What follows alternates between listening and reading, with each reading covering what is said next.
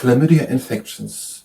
In this book is not so much written about it. It is from 1982 and there's written that there are bacterium and that in the recent time, when the book was written, the significance of it was more and more noticed and that it is responsible for a bunch of different things and that it is hard to diagnose, but that there are antibiotics against it.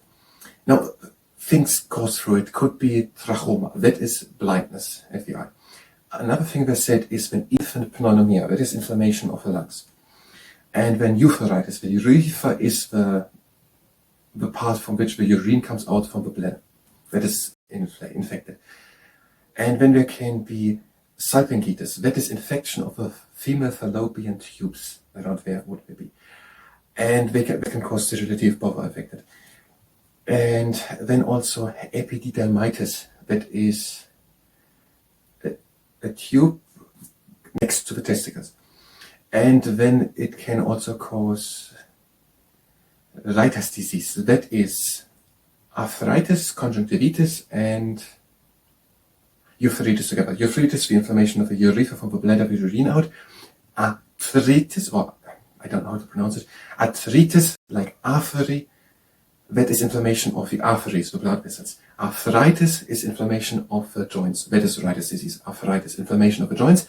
And conjunctivitis, the conjunctiva, is the part on top of the white part of the eye. So the eye has in front the colored part, the blue, brown, black, green part.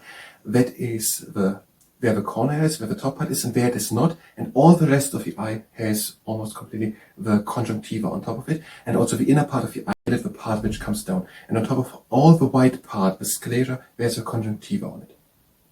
And that is conjunctivitis, when that is inflamed or infected. And then another thing is when also psittacosis, that is also pneonomia caught from birds and parrots. And that is according to Keith Watkins' Family Medical Advisor on the page 114 and 115, and also lymphangitis, that is swelling of the lymph glands in the groin, the part between the torso and thigh. All written in the year 1982. This is now medical advice and also no substitute for medical advice, and the positions and views expressed are the ones of the source and don't necessarily align with my own or with the ones of entities.